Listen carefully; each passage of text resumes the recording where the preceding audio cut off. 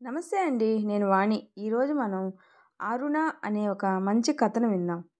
ఆమె పుట్టిన వెంటనే తల్లి చనిపోయింది. ఆమెనందరూ నష్టజాతకురాలు అనేవారు.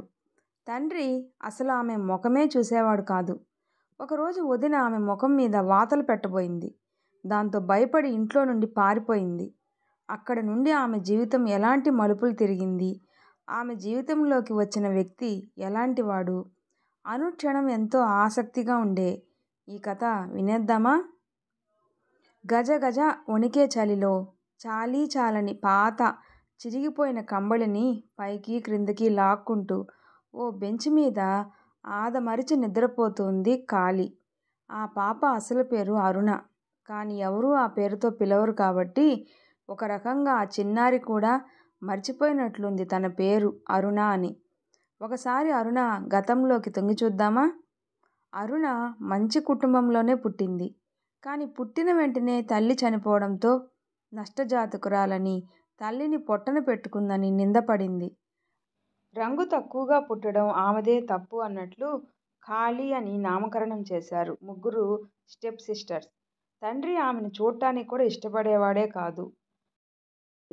నాయనమ్మే ఏదో ఒక పేరు పెట్టాలి కదా అని అరుణ అని పెట్టింది. అరుణ తండ్రికి మొదటి భార్య వలన ఒక కొడుకు, ముగ్గురు కూతుళ్ళు. నలుగురు పిల్లల తర్వాత క్యాన్సర్ వ్యాధి సోకి ఆమె చనిపోవడంతో పిల్లలు కొడుకు ఒక్కడే పెంచలేడు, తనెంతకాలం ఉంటుందో తెలీదని అరుణ వాళ్ళ నాయనమ్మ కొడుక్కి రెండో పెళ్లి చేసింది. ఆమె పేరు లలిత. చాలా ఏళ్ళు ఆమెకి బిడ్డలు కలగకపోవడంతో అందరూ సంతోషించారు. ఆమెకి పిల్లలు పుడితే సవితి పిల్లల్ని బాగా చూడదు అనే భయంతో. లలిత ఎంతో తెలివైంది, సౌమ్య స్వభావం కలది కావడంతో ఎంతో ఓర్పుగా సవితి పిల్లల ఆలనా పాలన, ఇంటి బాధ్యతలన్నీ సమర్థవంతంగా నిర్వర్తించేది. అంతా సవ్యంగా సాగుతోంది అనుకునేలోగా ఆమెకి నెల తప్పడం, అరుణకి జన్మనివ్వడం, ఆ ఊరిలో సరైన వైద్య సదుపాయాలు లేక దురదృష్టవశాత్తు కాన్పులోనే ఆమె చనిపోవడం జరిగింది. ఇదంతా అరుణ పాదమహిమే అన్నట్లుగా చూశారు ఇంట్లో అందరూ. కొడుక్కి రెండో పెళ్లి చేసినా సుఖం లేకుండా ఇంకో బిడ్డ బాధ్యత కూడా తమ నెత్తిమీద వేసి వెళ్ళిపోయిందని గుండెలు బాదుకొని ఏడ్చింది అరుణ నాయనమ్మ. అయినా పసిబిడ్డని ప్రేమగానే సాకేది కోడల మీద ఉన్న మమకారంతో. అరుణకు సుమారుగా 5 ఏళ్ల ప్రాయంలో వయసురీత్యా వచ్చిన అనారోగ్యంతో ఆమె కూడా కాలం చేసింది. నాయనమ్మ పోయిన తర్వాత అరుణని పట్టించుకున్న దిక్కే లేదు. అరుణ తండ్రికి మొదటి సంతానం మగపిల్లాడు కావడం, అందున నలుగురి ఆడపిల్లల మధ్యన ఒక్కడే కొడుకు కావడంతో పొలం అమ్మి అతన్ని పై చదువులు చదివించాడు అరుణ తండ్రి. కష్టకాలంలో అక్కరకు వస్తాడు కదా అని కొడుకని. కానీ అతను వివాహం చేసుకుని సిటీలో స్థిరపడి పండగలకి, పబ్బాలకి చుట్టం చూపుగా రావడమే కానీ తండ్రి బాధ్యతల్ని ఏమీ పట్టించుకోడు. కొడుకు చదువు, ముగ్గురు ఆడపిల్లల పెళ్ళిళ్ళు చేసేటప్పటికే ఆయన అప్పులు తీర్చలేక సమయానికి పంటలు పండక హార్ట్అటాక్తో చనిపోయాడు అరుణ తండ్రి. అప్పటికి అరుణకి 10 ఏళ్ళు. కార్యక్రమాలన్నీ అయిపోయాక అరుణ బాధ్యతని ఎవరు తీసుకోవాలి అనేదే పెద్ద సమస్య అయి కూర్చుంది అందరికీ. అరుణని తమతో తీసుకువెళ్తాము అని వదిన అన్న తర్వాత అందరూ ప్రశాంతంగా గాలి పీల్చుకున్నారు. ఈ గుదిబండ మన మెడకి చుట్టుకోవటం లేదు కదా అని. పట్టెడన్నం పెడితే పడి ఉంటుంది, ఇంటెడు పని చేయించుకోవచ్చు అనే దురుద్దేశం అరుణ వాళ్ళ వదినది. వదిన తనతో తీసుకువెళ్తాను అనగానే అరుణ చిన్ని మనసుకి ఎగిరి గంతెయ్యాలనిపించింది. అరుణ వాళ్ళ అన్నయ్య ఉండేది సిటీలో. వాళ్ళకి 2 ఆడపిల్లలు, కవిత, సరిత. వాళ్ళతో కలిసి స్కూలుకి వెళ్ళొచ్చు, కలిసి ఆడుకోవచ్చు అని ఆశపడింది. మొదటి నుండి వాళ్ళంటే అరుణకి చాలా ఇష్టం. వేసవి సెలవులకి వాళ్ళు తమ ఊరికి వస్తున్నారు అంటే ఆమెకి పండగే. వాళ్ళు వేసుకునే మంచి మంచి ఫ్రాక్సు, హెయిర్ స్టైలు, అందమైన ఫ్లవర్స్తో కూడిన హెయిర్ బ్యాండ్సు, రకరకాల షూసు, ఒకటేమిటి వాళ్ళు వేసుకునేవన్నీ స్పెషలే. ఊరిలో అందరికీ వాళ్ళు మా అన్నయ్య పిల్లలు అని చెప్పుకోవడం చాలా గొప్పగా అనిపించేది అరుణకి. అక్కలు కూడా వాళ్ళని ఎంతో స్పెషల్గా చూసేవారు. తన సొంత తండ్రి కూడా తనకంటే వాళ్ళనే ఎక్కువగా ఇష్టపడడం ఎందుకో అర్థమయ్యేదే కాదు అరుణకు ఆ చిన్న వయసులో. ఎప్పుడూ పల్లెటూరు దాటి బయటికి రాని అరుణకి మొదటిసారిగా ట్రైన్ ఎక్కడం, ఆ ఊహకే చాలా సంబరపడిపోయింది. ఓవర్ నైట్ జర్నీ తర్వాత ట్రైన్ స్టేషన్‌కి చేరగానే ప్లాట్‌ఫామ్ మీద తమ ఊరి తిరునాళ్ళ మాదిరి హడావుడి, లగేజీతో అటూ ఇటూ పరుగులు తీస్తున్న జనాలు, టీ, సమోసా అమ్ముకునే కుర్రాళ్ళు, పళ్ళ బండ్లు, బడ్డీ కొట్లు అన్నింటినీ కళ్ళార్పకుండా చూస్తూ ఉంది అరుణ. వదిన నడు అనే గదమాయింపుకి ఒక్కసారిగా ఉలిక్కిపడి కలలో నడుస్తున్నట్లుగా వాళ్ళని అనుసరించింది. 4 రోజుల్లో అరుణకి ఇంట్లో పనులన్నీ అప్పగించేసి రోజంతా ఫోన్లో స్నేహితులతో గప్పాలు కొడుతూ కూర్చునేది వాళ్ళ వదిన. పొద్దున లేచిన దగ్గర నుండి ఖాళీ, ఖాళీ ఇదే పిలుపు. ఆ ఇంట్లో ఎవరి నోటి నుండైనా ఖాళీ, మిల్క్ ప్యాకెట్స్ తీసుకురావే అని వదిన, ఖాళీ నా హోంవర్క్ బుక్ కనపడటం లేదు వెతికివ్వు అని పిల్లలు, ఖాళీ నా ఆఫీస్ బ్యాగ్ పట్రా త్వరగా లేట్ అయిపోతుంది అని అన్నయ్య. ఇలా ఆమె లేనిదే ఏ పని జరగదన్నట్లు అయిపోయింది ఆ ఇల్లు. అన్నయ్య పిల్లలతో కలిసి స్కూల్కి వెళ్ళి చదువుకోవాలి అనే అరుణ కోరిక తీరని కోరికే అయింది. కానీ ఇంట్లో ఎవరికీ ఆ మాటే గుర్తున్నట్లే లేదు. ఏ రోజుకి ఆ రోజు తనని స్కూల్లో చేరుస్తారేమోననే ఆ చిన్నారి ఆశ అడియాసే అయింది. ఒకరోజు ధైర్యం చేసి తనని కూడా స్కూల్లో వేయమని అడిగింది అరుణ వాళ్ళ అన్నయ్యని. అతను పాపం చిన్నపిల్ల కదా అని జాలిపడి సుముఖంగా ఉన్నట్లు కనిపించిన వదిన మాత్రం సస్సేమీరా కాదంది. ఆ మాత్రం చదువు నేను ఇంట్లో చెప్పలేనా? డబ్బులు దండగెందుకు? మీ నాన్నేమీ మాకు ఆస్తులు పంచివ్వలేదు నిన్ను చదివించటానికి. మీ అక్కలు పట్టించుకోకపోయినా పోనీలే దిక్కులేని దానివి అని జాలిపడి తీసుకొచ్చాం. అయినా మా పిల్లలతో నీకు పోటీ అంటే అని కళ్ళెర్ర చేసింది వదిన కోపంతో. అన్నయ్య ఆఫీస్కి, వాళ్ళ పిల్లల స్కూల్కి వెళ్ళిపోయాక అరుణ తన చిన్ని చిన్ని చేతులతో ఇంటెడు గిన్నెలు వేసుకుని కడగడానికి కూర్చుంటే ఈలోగా వదిన తిట్లు. ఎంతసేపు చేస్తావే? ఏ పని రాదు నీకు.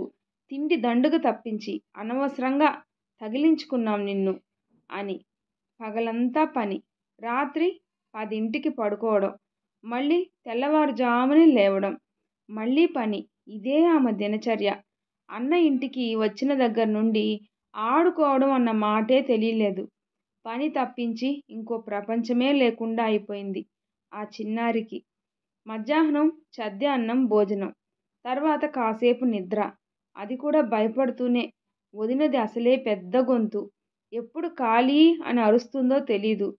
నిద్దట్లో కూడా వదిన పిలిచిందేమో అని ఉలిక్కిపడి లేస్తూ ఉండేది అరుణ. ఆ చిన్నారికి వాళ్ళ ఊరు, స్నేహితులు అన్నీ గుర్తొచ్చి ఏడుపొచ్చేది తరచుగా. ఆంక్షలు పెట్టేవాళ్ళు ఎవరూ లేరు. తన ఇష్టం వచ్చినట్లు గడిపేది. ఇంట్లో చాలామంది ఉన్నారు కాబట్టి తను చిన్నపిల్లనే ఏమో, అక్కలు కూడా ఏ పని చెప్పేవాళ్లే కాదు. అలా అని ప్రేమగా చూసింది లేదు. అసలు తనని పెద్దగా ఎవరూ పట్టించుకున్నదే లేదు. పక్కనే ఉన్న స్కూలుకి వెళ్ళడం, తన ఇష్టం వచ్చినంత సమయం తోటి పిల్లలతో చెట్లంట పుట్లంట తిరుగుతూ రకరకాల ఆటలు ఆడుకోవడం, అలా హాయిగా గడిచిపోయింది ఊర్లో. ఇవన్నీ గుర్తు చేసుకుంటుంటే తనప్పుడు ఎంత సంతోషంగా ఉండేదో అర్థమైంది ఆ పసి హృదయానికి. కవిత వాళ్ళు స్కూల్ నుండి ఎప్పుడు వస్తారా అని ఎదురు చూస్తూ ఉండేది అరుణ. వాళ్ళు పొద్దుటి నుండి చదువుకొని అలసిపోయి ఉంటారు. పోవే ఖాళీ, పోయి వాళ్ళని తీసుకురా అనేది వదిన. ఆమె ఎప్పుడు అలా అంటుందా అని ఎదురు చూసేది అరుణ.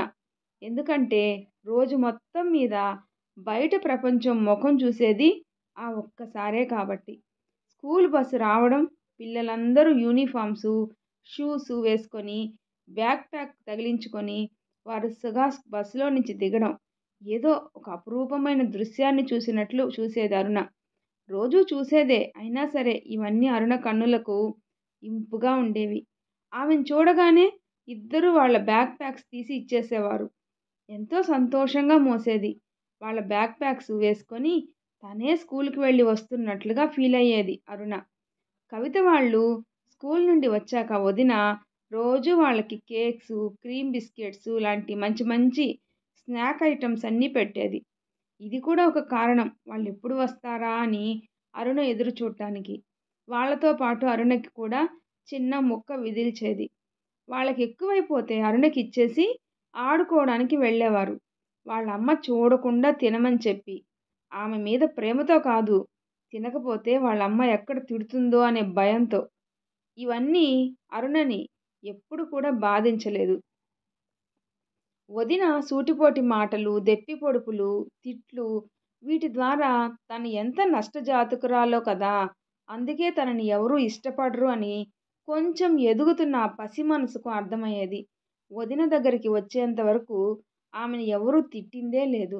తండ్రి చనిపోయే చివరి రోజుల్లో మాత్రం అరుణని పిలిచి, "నిన్ను ఒక్కదాన్నే అన్యాయం చేసి వెళ్ళిపోతున్నానమ్మా" అని బాధపడ్డాడు.